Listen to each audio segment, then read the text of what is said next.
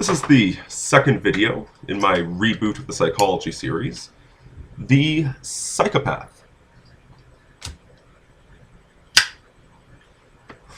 Now, right off the bat, I should probably address the fact that psychopath doesn't really have a meaning. It has about a dozen different meanings.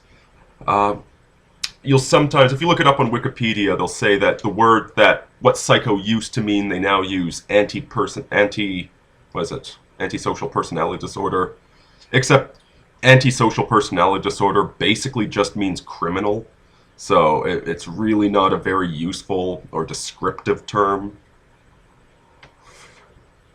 And the colloquial definition of psycho just means any sort of brutal killer, regardless of the reasons that drive them to be a killer.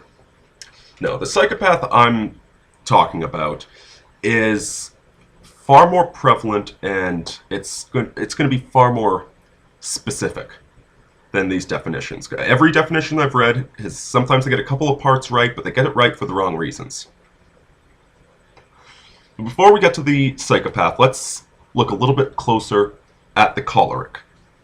You know, the typical leader type personality.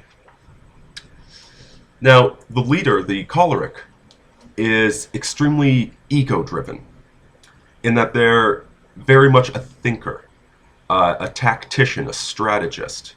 They are a task-oriented sort of a person. They want to accomplish some specific thing, and they want to organize their resources to get that task accomplished.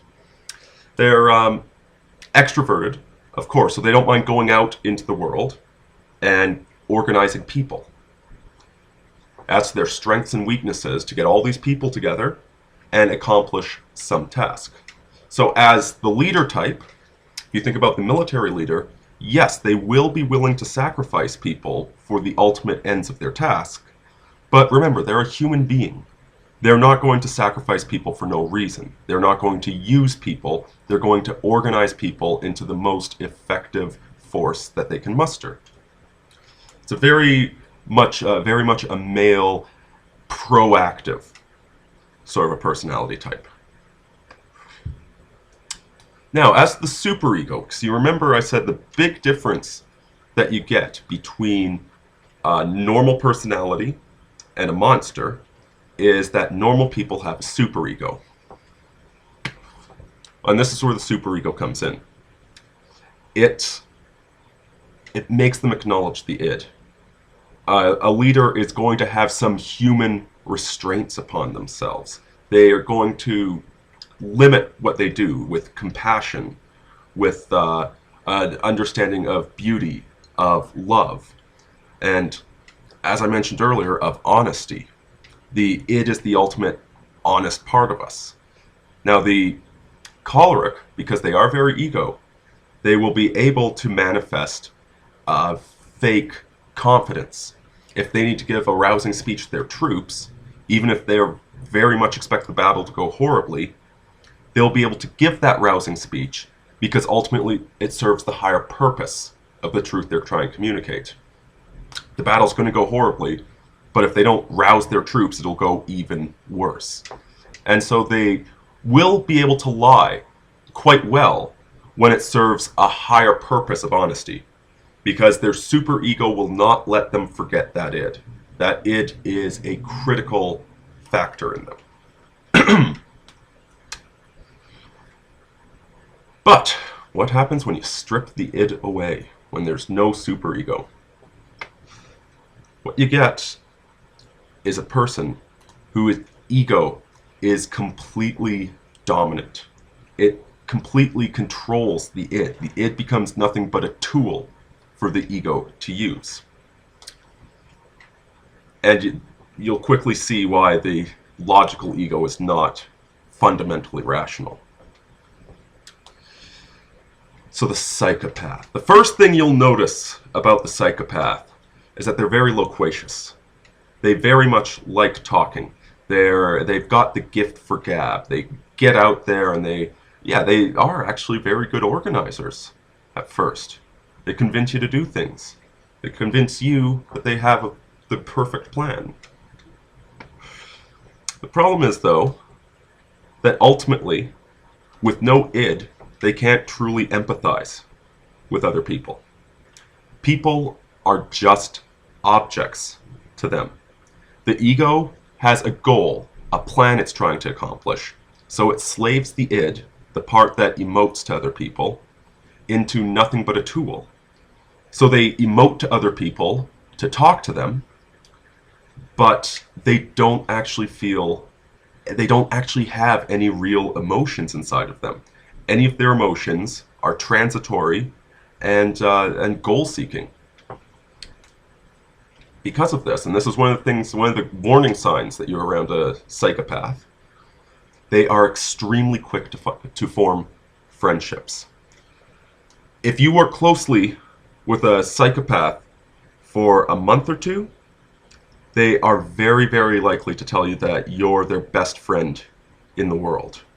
Because this id that's completely enslaved, you are a best friend to them. Because like every emotion that you can feel, that id is feeling, because the ego dominates it. And they go from seeing you as an object at that point to feeling entitled to you. Now, I was talking with a friend of mine about this. And a great example is, let's say you turn on your computer one day and it says that this is not a valid version of Windows, so you're not allowed to use your computer anymore, even though it is a valid version of Windows. And imagine the annoyance that you'd feel. Not rage, but you'd be pissed off that this object suddenly has the gall to tell you that you're not allowed to use it. It's your computer, isn't it? Well, that's exactly how the psychopath feels about the people in their lives. They feel completely entitled to these people. That you are an object in their environment that they have a right to. What else? What you'll often hear, and this is kind of stems from this, that they feel no guilt. They feel no obligation to you. And this is one of the clinical definitions, is that the psychopath, the sociopath, has absolutely no guilt. And this isn't exactly true. They do have the mechanism for guilt, except once again, guilt is part of the id. Their guilt is entirely slave to the ego. So they will feel guilty if there is a tactical advantage in it. But they won't feel guilt as a permanent emotion. The instant that guilt stops being useful, they'll stop feeling it.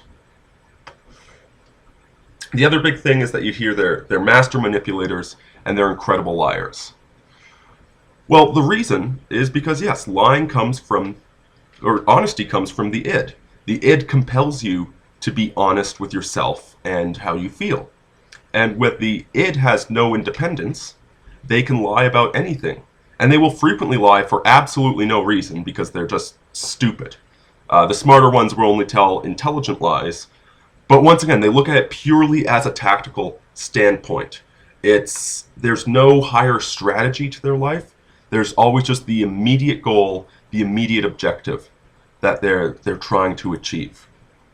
They're driven to control their environments, and they will use every single tool that they possibly can to do this. They will fake friendship, they will fake love, they will make up stories, they will tell you what great experts they are at things, about how they have the perfect plan to sort out this business to make us all rich, and then they'll expect you to be an object in their environment, and they feel no obligation to you. If you lend them $100, they'll only pay it back to you if there is something in it for them. So as long as you still offer something to them, they'll pay you back. The day that there's no advantage to it, they won't. The psychopath uses violence instrumentally. They will initiate violence, but only if there's something in it for them. Because they don't really feel anger. They don't really feel anything. They just have the goals they're trying to accomplish. Nothing but a constant tactician with no strategy. So watch out for them. They will probably know how to say exactly what you want to hear. They'll try and rush into friendship. They'll have an answer for everything. That's one of the big giveaways with the psychopath, is they have an answer for everything. The only time they'll apologize is if they're trying to win you over. But ultimately, the worst a psychopath will do is steal your money, steal your girlfriend, maybe lie about you to somebody else because it gives them an advantage. But ultimately, they're rather petty.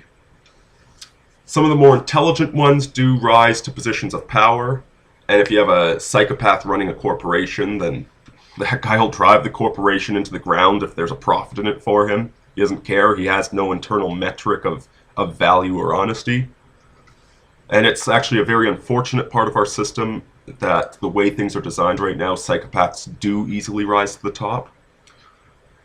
Ultimately, though, not particularly dangerous, as long as you have some strength in your corner. They won't start a fight that they can't finish, so if you have any sort of stability, they can't do that much damage to you. Best way to make yourself immune from the psychopath is just have a stable footing in life. The people most at risk from these people are those on the fringe of society, who can be used and abused and tossed aside and have absolutely no recourse, because the psychopath will do that at the drop of a hat. Next time, the histrionic. We get a little bit more dangerous.